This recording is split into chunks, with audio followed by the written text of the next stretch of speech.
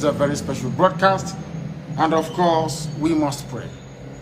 And prayer we must, this very evening and always going forward.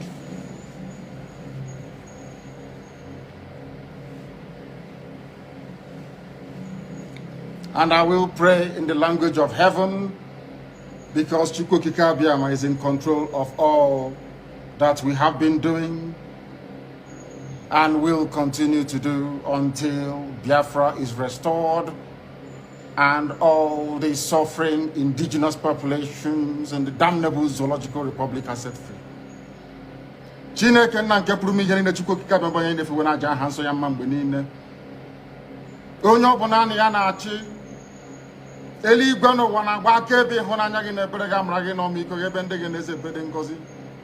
Anyị wee na-etoghị agbanyeghị atụmatụ ọjọọ niile nke ndị iro. Iwe nye anyị ndụ ala nke dị n'uwere n'ụbọchị nke taa. Anyị wee na-asị na ịja mma niile otu niile dịrị aha nsọ gị. Onye ọ bụ naanị aka ike niile na ọ gbadara aka ya. Anyị wee na-akpọku gị na-asị gị na nke ọma anyị ga-ekele gị, nke ọjọọ ma anyị kelee gị.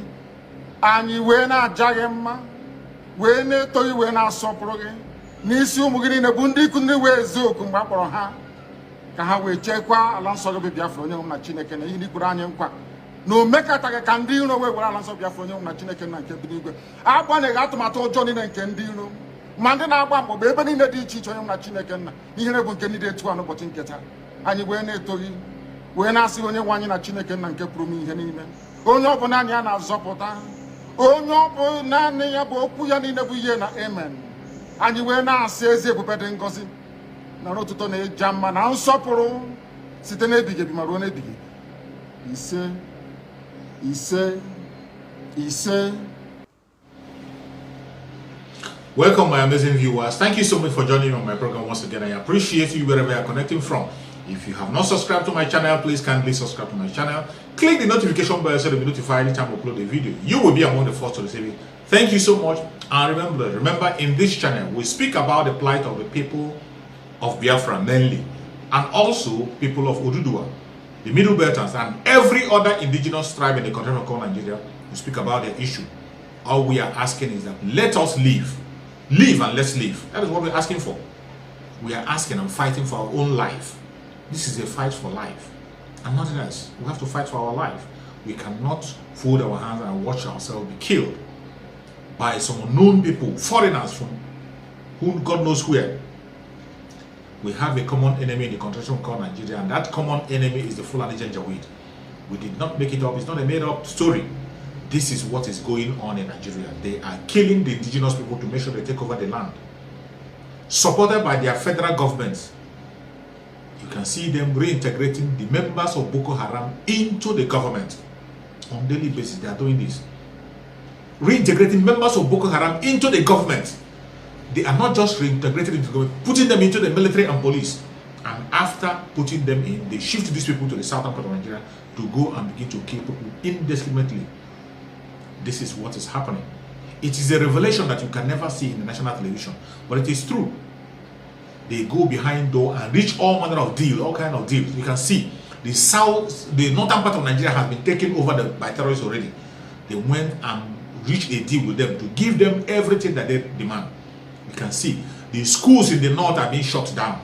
All the schools in the north are being shut down. The ones that are open, there is kidnap on daily basis. They are kidnapping them. And those that are open are the places that Christians are going to school. They are kidnapping them on daily basis. People are paying ransom, many killed. And the governments fold their hand. They don't care. They don't want to do it. Instead, they come out and tell us that the Boko Harams are repenting, that they are integrated, they are surrendering. Surrender to who? The only reason why they are coming to town is because government have bought into their idea. Government have given them the Sharia in the northern state. Close the school down as they are demanding. So they have no fight anymore. The only place they have a challenge in the southern part of Nigeria. They are now focusing on the southern part of Nigeria. This is what is going on. They go behind door and reach a deal without bringing it to the forefront. It was only the United Nations that revealed it before we knew that there was a deal. Watch this video. Few weeks ago, reports of mass surrender of Boko Haram fighters dominated the airwaves, as nearly 6,000 of them, including their families, surrendered to Nigerian troops.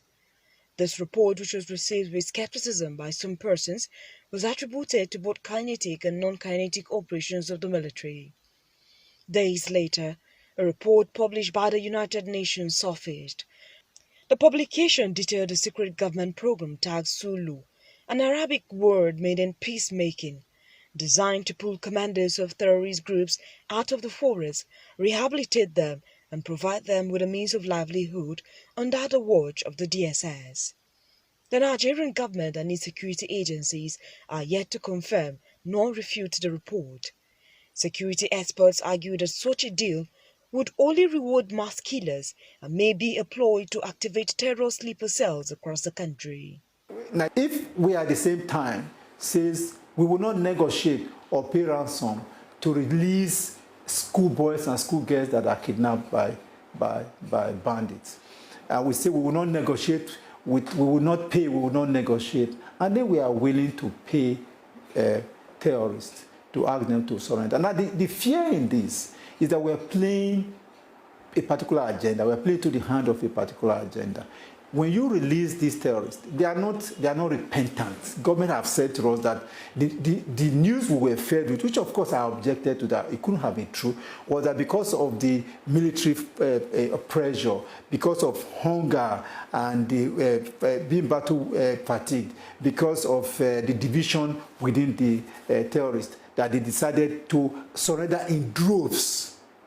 And we said this was not natural, this couldn't have been true. But that was the story government decided to sell to Nigerians until we got the United Nations report, which actually explained that it has been going on for a while. It didn't just start. It's just that now they try to do it on a larger scale.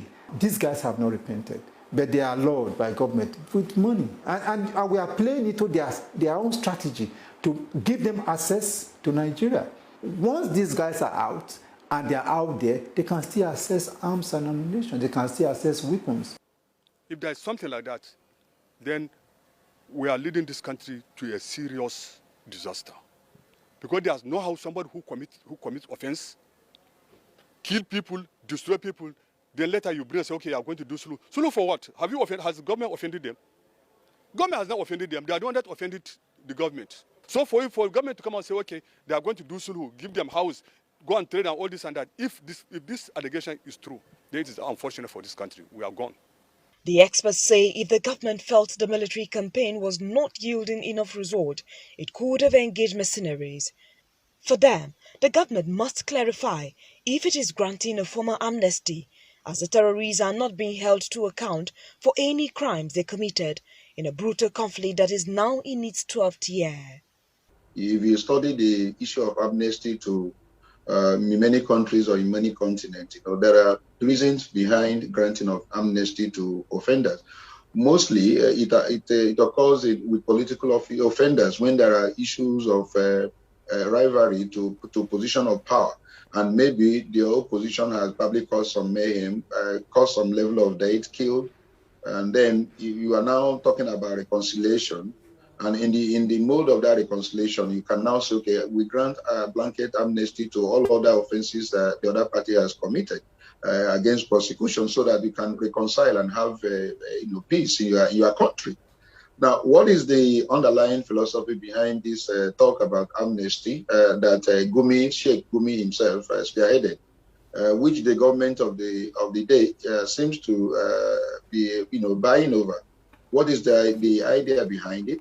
Is it that these guys have shown enough remorse and they have shown enough repentance? And what are the basis for that remorse?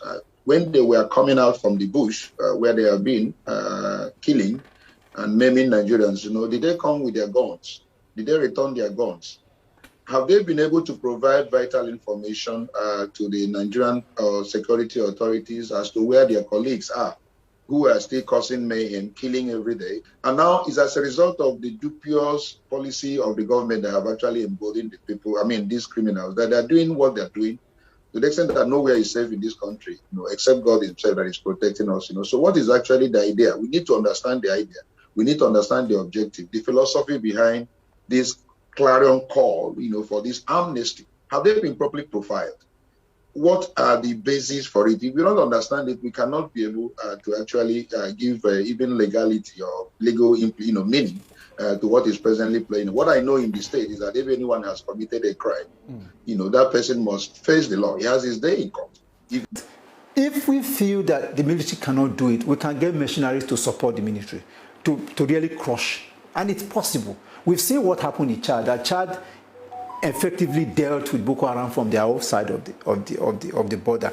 And we thought that what government should do from our own side is, if we feel our boys were not doing enough with the needed support, they can get their machinery that will come from around the world that will join hands with the military to further degrade this element. But that government chose, in their best, in their wisdom, to bribe terrorists to surrender. I don't.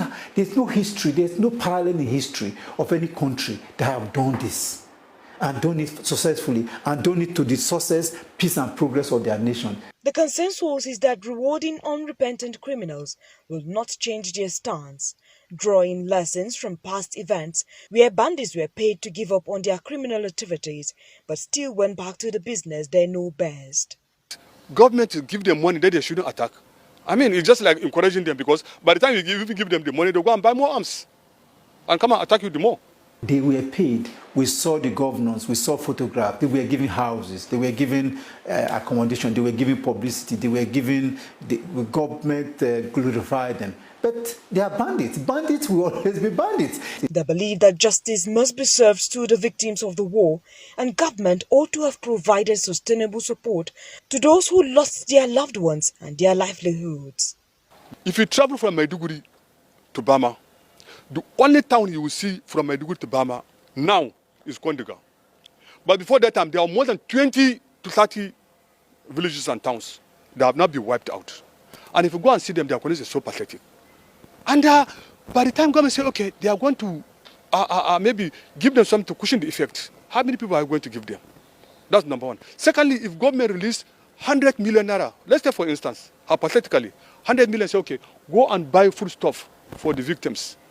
By the time they go and buy the food stuff, maybe the one they will get, it will not pass maybe 10 to 20 million naira. I think what the government should do, the best thing is to intensify the fight against the terrorism.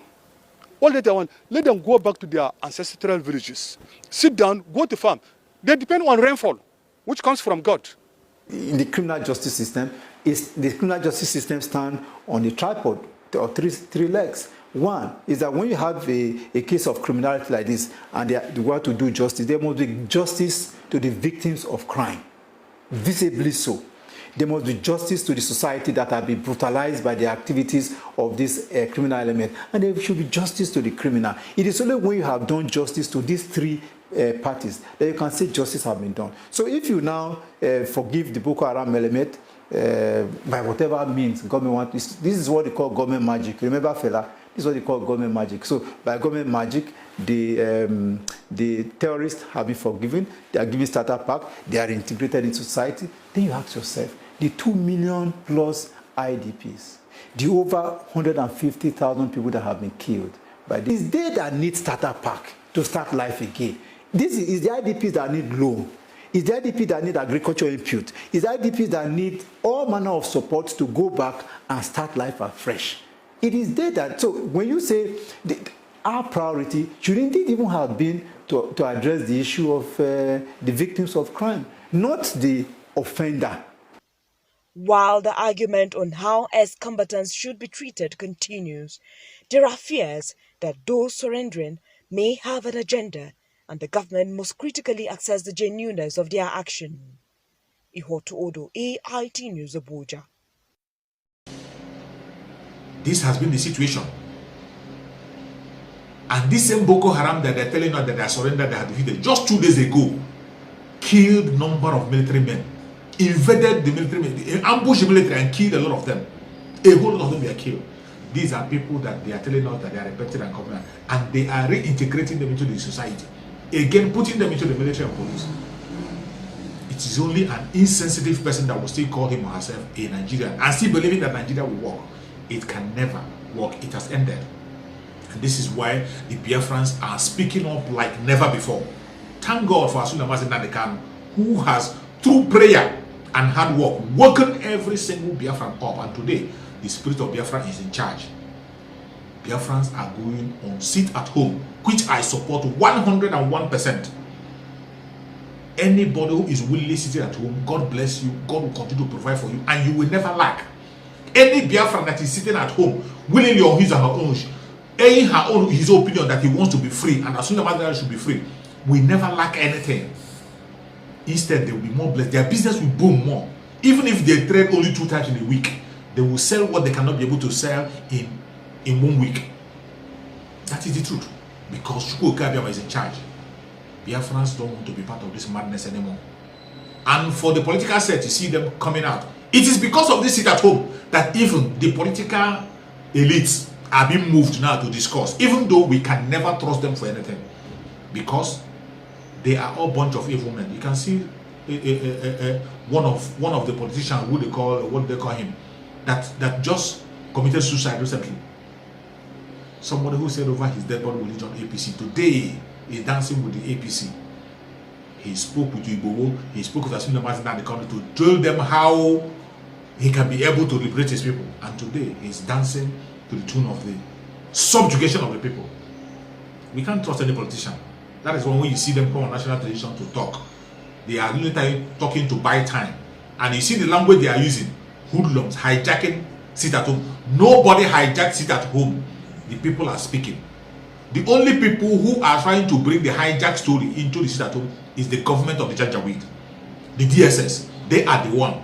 They have introduced their unknown gunmen to demonize ESN.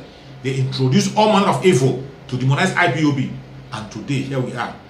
We have gotten the solution to all the problems, which is sit at home. And people, Chukwu Okabiama have put them in their mind to sit at home to show their opinion. And they sit at home, and one idiot will come out and begin to tell me that there is a hijack. That nobody hijacks it at home. And it must continue until our Asuna Mazi Nnamdi Kanu is free. Then we'll move to referendum. That is the only thing we have to do. If you are a Biafran and you are talking down on sit at home, you don't know what you are doing. You don't know what you are saying. If you are a Biafran and you are speaking against the sit at home that people on their own are doing, I don't know how to describe you. May God have mercy on you. That's all I can say. May God have mercy on you. May God have mercy on you. The sit at home must continue. That is the only weapon we have now. That is the only weapon we have.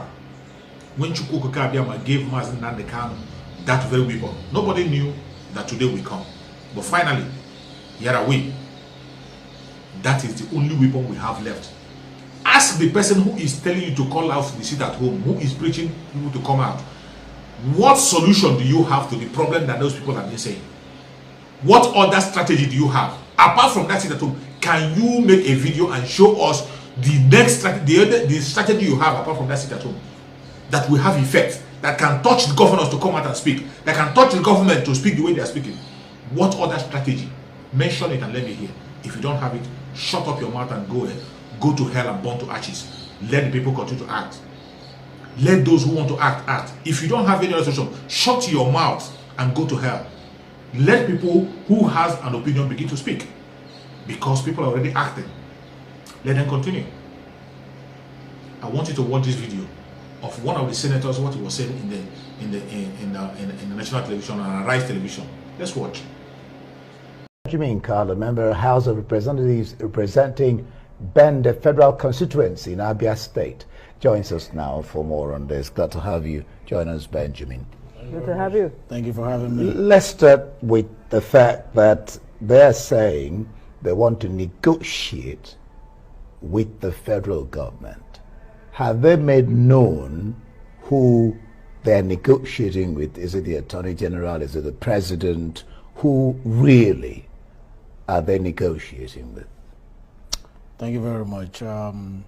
As the communique said, a committee will be set up by the caucus to look into finding a political solution for the release of Nnamdi Kanu.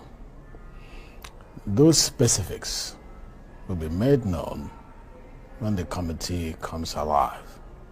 So I think the issue will be when is this committee coming alive? That's the point. And then what will be the terms of reference for this committee? The political will of the members of the caucus is that we want to go towards a peaceful resolution of conflicts approach than litigations.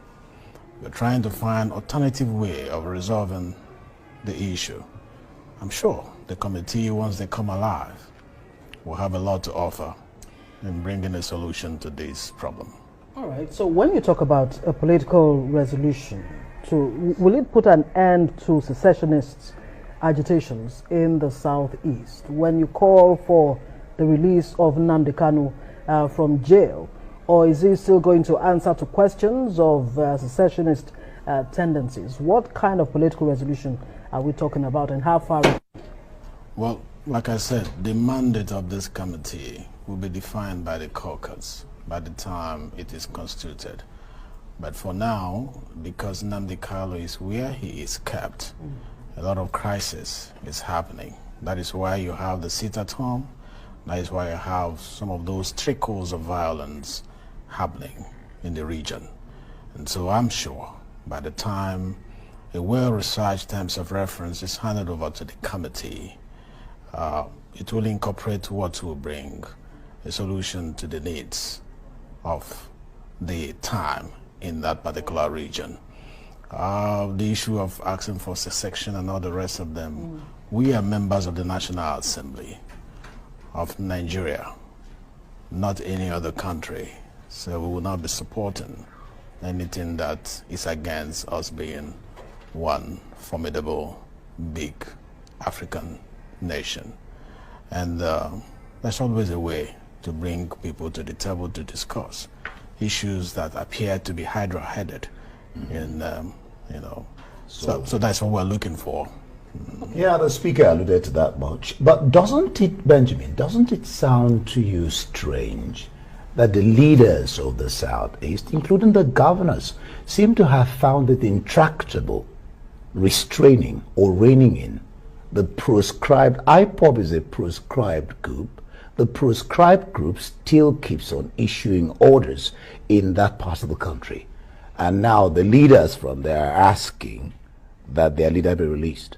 Doesn't it sound strange to you? To pretend that IPOB is not existing is to live in the fool's paradise. It is existing. To pretend that the members are not existing is to deceive ourselves. What we are asking for is how do we step in as officers of government, because though we are three arms of government, we are one government. We are part of the administration of President Buhari's administration. And if it is biting the executive, it bites us. We did not go there as economic leaders of the nation. We did not go there as religious leaders of the nation. We approached the issue as the members of caucus of the National Assembly. And we are trying to bring an intervention. We cannot, as leaders from the zone, be silent when things are not going right. Well, it's a journey. It's a little too late. It is not. It's never. Let me land on this, please. That the leaders of the Southeast, for quite a long time, actually just kept, silent, and the silence was read to mean, the consent to whatever Nnamdi Kanu's IPOB actually stands for. Are you concerned that IPOB, though proscribed, is as powerful as it is that it can order a sit at home? The governors say, please, residents, go about your businesses without fear or, and let or hindrance. In spite of the governor's call, the people still stayed at home. How are you going to turn the tide on IPOB? Well, you see, the tide we're trying to turn is not on IPOB. We are trying to bring peace to our region. We're trying to allow the people go for their daily activities. We are traders, we are farmers. And when we see it without working, it affects the economy of our people. And as leaders, we must do something about it. It's not every member of every citizen from the Southeast region is a member of IPOB. But the impact of IPOB affects everyone in the region. Affect businesses. The president's visit to Imo, was it comforting? Is it, does it give you confidence that will give Ndimo that sense of belonging? No, the president visit, he went to do his official duty. I've been there in the Southeast to represent the president in the same state to commission the ecological project that he did in the state. I was sent by him to represent him there. It's not about the visit of Mr. President. That is not. The Igbos are looking for the kind of federalism that will give them the opportunity to develop better than they are at the moment. They are looking for fair. Kind will be, but yeah. So what we are looking for is why is this happening? How can we go about it and resolve it? And we cannot. Emphasis on. As leaders, we cannot keep quiet. Like the governors are discussing among themselves, southern governors are discussing on issues that borders the southern region or their interests. We, as the caucus members of the National Assembly, cannot be silent. And we cannot pretend that Nnamdi Kanu is not our brother. He's our brother, and we cannot pretend that IPOB is not in existence. It's existent. We cannot also agree that all people from Igbo extraction, from Southeast, are all members of IPOB. The question remains, is there a problem? Does it need to be solved? Where do we start? We have taken the first step. All other questions you're asking, the answers will come as we progress. Okay, great. Benjamin Kalu, Member House of Representatives, thank you so much for joining. You can see what he's saying. We don't trust them. It doesn't matter how beautiful they try to make their language or the language they try to use, we don't trust them. If they want to do something, they know what to do. They know the language we understand. The only language we understand is action. When we see it happening before our very eyes, then we will decide what to do. Going to national television to make your rhetoric, it doesn't solve any problem and it cannot help you. You can say it from today to tomorrow. We will continue. May Chukwu Okike Abiyama continue to guide us in the Nnamdi Kanu.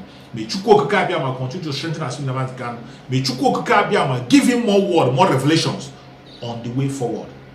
Very soon he's coming out stronger than ever.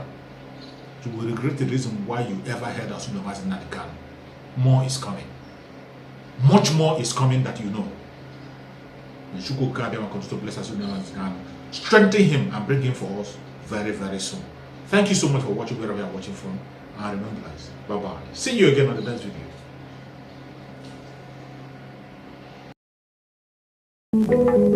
video.